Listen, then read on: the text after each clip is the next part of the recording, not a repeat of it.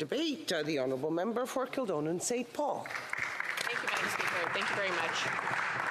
I am deeply honored to be here today talking about Bill S-205, which ultimately is about electronic bracelets. And as you mentioned, it is an act to amend the criminal code and make consequential amendments to other acts regarding interim release and domestic violence recognizance orders.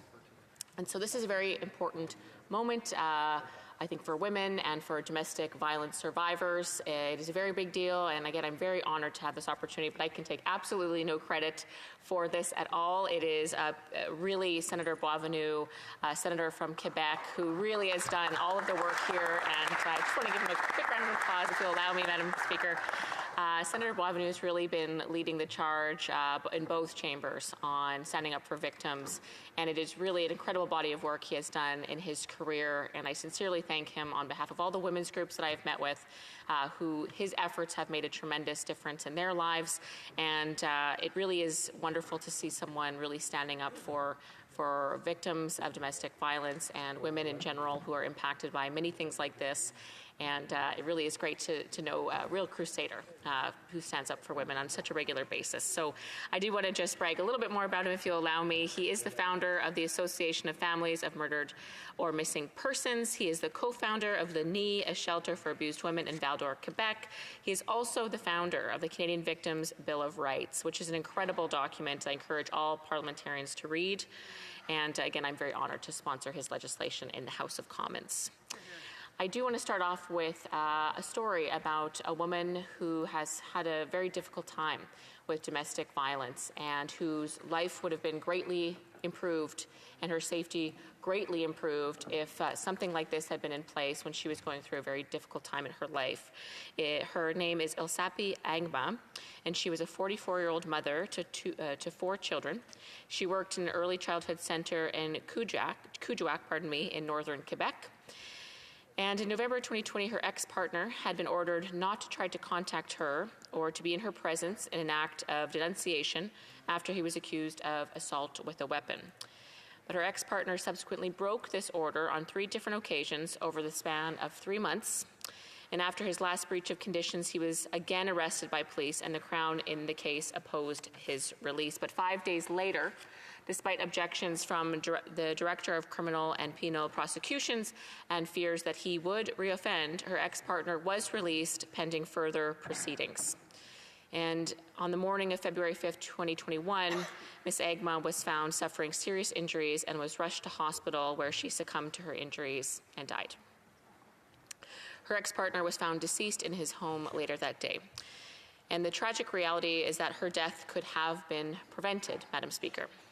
And women's rights groups have warned that this release was the chronicle of a death foretold, and that the numerous breaches should have been taken into account. So our justice system failed her, failed her 4 children, and failed many, many women like her. And this bill is looking to address it and save lives of women like her today and for many years to come. So it is very important that I hope that all members of Parliament from all parties take serious consideration about their support for this bill.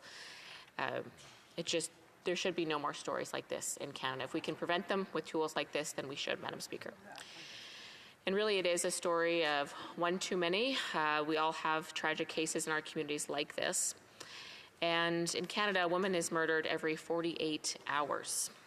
Just last year, 184 women were murdered in Canada, of which 60% were killed by an intimate partner.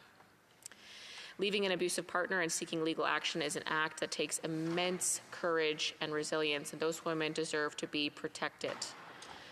However, our judicial system seems to focus far too often on releasing criminals and what's good for them, rather than protecting the vulnerable victims. When a person is arrested by police for domestic violence, the police or the judge may release that person on an interim basis pending trial. And in the criminal code, this mechanism falls under compelling appearance of accused before justice and interim release. The judge or the police can set conditions that the accused must meet or be returned to custody. Once the conditions of release are set, the accused may be released until the date of their trial. And that's the really difficult period where a lot of women have been abused and even murdered. And currently, there is no monitoring mechanism in place to ensure that potentially dangerous behavior by the accused is detected. Many victims of domestic violence have lost their lives or been victims of attempted murder, as I mentioned, at this stage in the judicial process. So this bill will directly impact that specific vulnerability, that area of vulnerability for women. And I'll give you a little bit more testimony. This is from Diane Tremblay, and just to forewarn you, Madam Speaker, it is a bit graphic what she talks about, but I think it is relevant for the context of this debate and how important it is that we bring forward tools like this to protect women in domestic violence situations. So she has tremendous courage, and she appeared before the Senate Standing Committee on Legal and Constitutional Affairs to give her testimony about this important bill. And it was, as I mentioned, well, it was deeply moving. And I'll just read a bit of what she describes, this ordeal that she suffered for years, where there was time that had the court, where the court had ordered her partner to stay away from her, but he had violated those conditions and caused her significant harm. So her words were as follows. My abuser would put the dresser in front of my bedroom door to keep me from leaving so that he could force me to have sex while I screamed and cried. Sometimes my children could hear me. I told them that I was upset and that it wasn't serious. My abuser even put a lock on the door to keep the children out. He was showing them that he had control over their mother. Her child Julian rebelled a great deal, and rightly so, she said. However, I told him to go away and that I had everything under control. My abuser threatened to kill us every day, so I kept quiet to protect my children.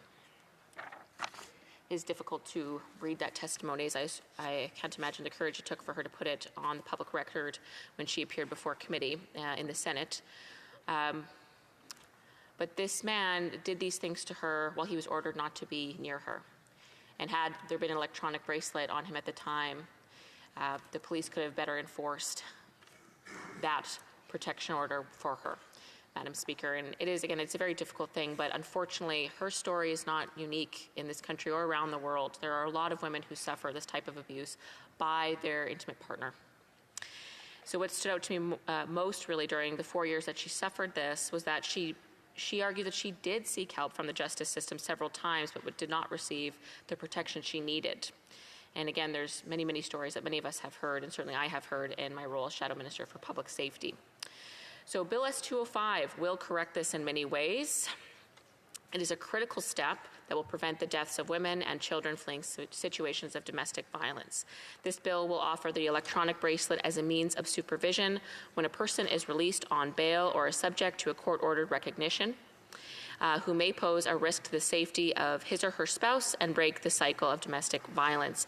It certainly empowers judges to impose the wearing of electronic bracelet on a violent spouse or ex-spouse as soon as he or she is released and pending trial. This bill will primarily protect vulnerable women and children trying to flee these situations of domestic violence. And on the issue of electronic monitoring, we have looked to other countries like Spain and France, which have introduced similar electronic monitoring systems. But there's also a great success story here at home in Quebec. The province of Quebec passed legislation which requires offenders who have been found guilty of domestic violence and released from a provincial prison to wear electronic monitoring bracelets. So Quebec has taken this amazing provincial step. This bill will put this across the country. And that is a very important first step for all women in Canada. And in my remaining moments, Madam Speaker, I would just like to outline some of the impact of this as well. So in December 2022, there were 650 offenders released in Quebec who will be wearing the electronic bracelet. So again, these are 650 people and their families and their children who may be protected now because of a provincial bill just like this. So it is now up to the federal Liberal government to take responsibility and pass this bill to complement that provincial legislation. And certainly in Quebec, it again requires the electronic bracelet solely for those who are released from provincial prisons. So it really doesn't impact those federal offenders. This bill will do that. It also proposes therapy to end the cycle of domestic violence. I think this is a very preventative, excellent step built into legislation.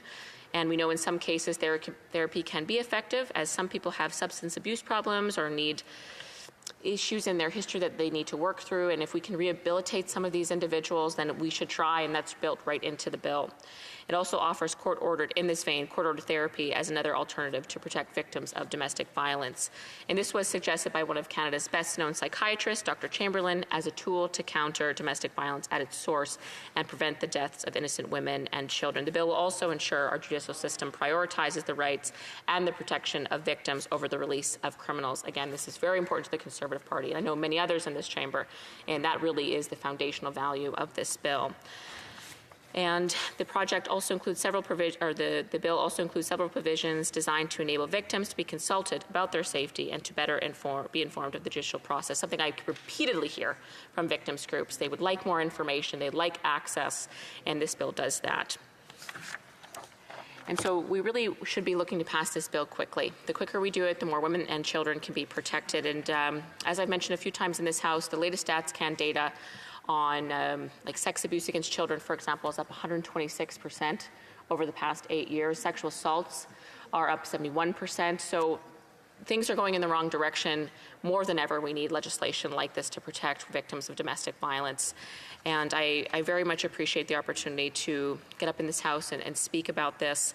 And I did want to just conclude with one more story, one more testimony from a woman named Diane Williams, who's a survivor of domestic abuse. She said, in terms of this bill, if her abuser, had been wearing a bracelet, yes, she said, I could have gone to the gym, I could have had my freedom, it will ease my anxiety and I can have my freedom back. I am in therapy and they tell me that I have to go for walks, that I have to go to the gym, that I can't stay locked up, but I'm constantly thinking about the possibility of him attacking me when I'm with my children. If he decides to kill me, I am not safe, she said.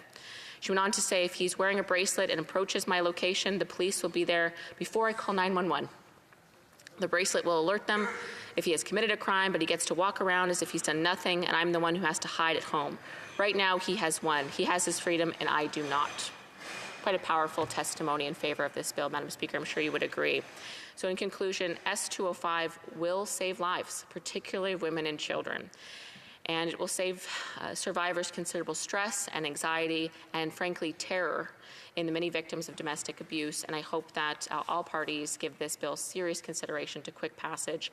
And I look forward to working with them to make that happen. So thank you very much, Madam Speaker.